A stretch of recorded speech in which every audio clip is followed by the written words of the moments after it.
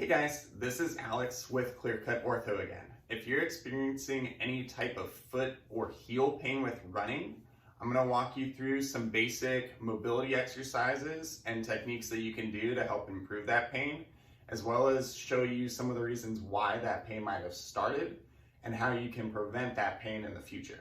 So oftentimes when people start running, you'll sometimes begin to experience pain that's either in the arch of the foot here, even radiates up to the heel, and then sometimes it can even be at the base of the foot.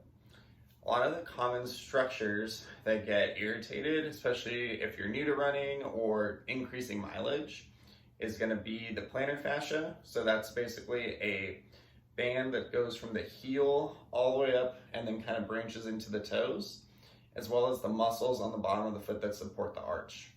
Now, some of these muscles are very short and they go from the heel just to here.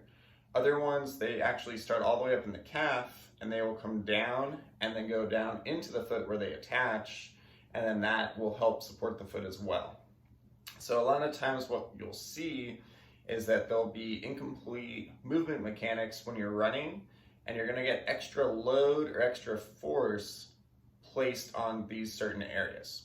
So I'm going to show you some common ones of how people are walking or running or moving and how that can affect the forces that go through the foot and might be resulting in some of the pain that you're experiencing.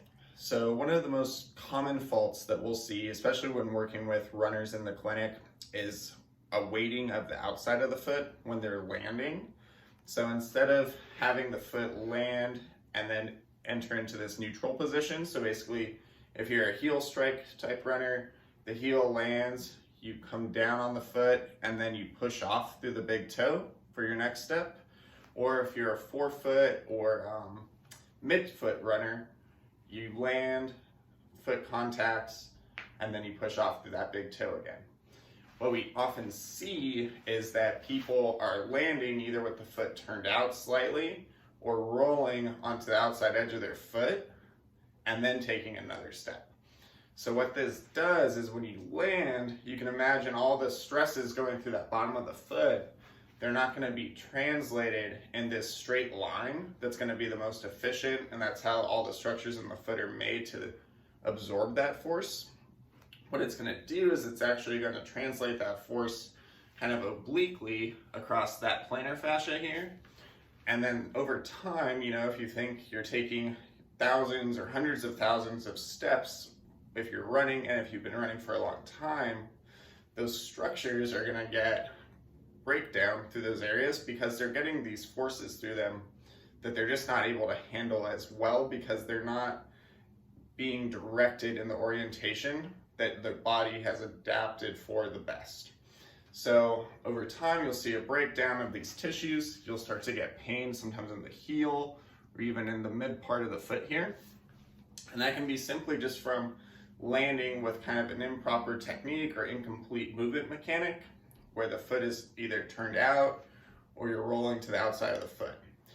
Now there's a lot of reasons why you might be doing that. Sometimes it can be a lack of ankle dorsiflexion, so that's basically being able to bend at the ankle here. A lot of times if that gets stiff on runners, you'll see that they'll compensate by turning the foot out so that they don't have to flex at the ankle as much. You can also see sometimes that the hips can be stiff. Certain muscles in the calf can also be stiff as well that can tend you to kind of roll on that outer edge of the foot. So what we're going to do today is I'm going to show you some simple ways to help mobilize the joints in the ankle here so that you can get some of that bend back into the ankle, as well as some of the areas in the calf that might be stiff and tight to you, leading into that position where the foot's either turning out or rolling in. So the first mobilization technique we're going to show you is using a band just attached to a kettlebell here, or some sort of weight. You can also put it into a door if you need to. You're going to step forward with the band just underneath the ankle bones here. So the two outer ankle bones, so this would be your lateral malleolus, medial malleolus, they're going to sit right underneath these ankle bones. And then all you're going to do is work on trying to bring your knee over the toes without letting the heel come up. Typically, if the ankle joint is very stiff through here, you'll feel it create some pressure at the front of the ankle as you try to move the knee over the toes. You can work this for 1 or 2 minutes on each side, just until you feel that ankle get a little bit looser. Maybe you can get the knee a little bit further past the toes than when you first started. Another important piece to consider when you're running as well is the amount of pressure that you're placing through the big toe when you land. There's what we call a windlass mechanism with the bottom of the foot and the big toe. So every time you press to the big toe, it helps create an arch in the foot. So basically, if this is relaxed here, you can see I have very little space underneath through here. And simply just by pressing up onto the big toe, you can see that that arch lifts up and engages. So again, this is just a relaxed foot. I press through the big toe, and it basically pulls on this system through here to create more arch throughout the foot. So a lot of times what you'll see is if you're running and you're missing that kind of push-off phase through here, is that you'll be loading all these tissues underneath, but then the arch is going to collapse over time because it's not creating that tension into the system to maintain a stable arch. So one major thing that we'll focus on a lot in the clinic is that if you're having pain underneath, is trying to focus on pushing through that big toe each time you land and then go to take your next step. So pressing through that big toe, that can help make that arch more engaged, and then that can also help improve your running mechanics. So for the next one, we're going to be working on engaging the muscles in the arch here, and then also improving some mobility through the toes. So you can use a chair, a foam roller, something to help kind of balance. You're going to come down into this deep squat position.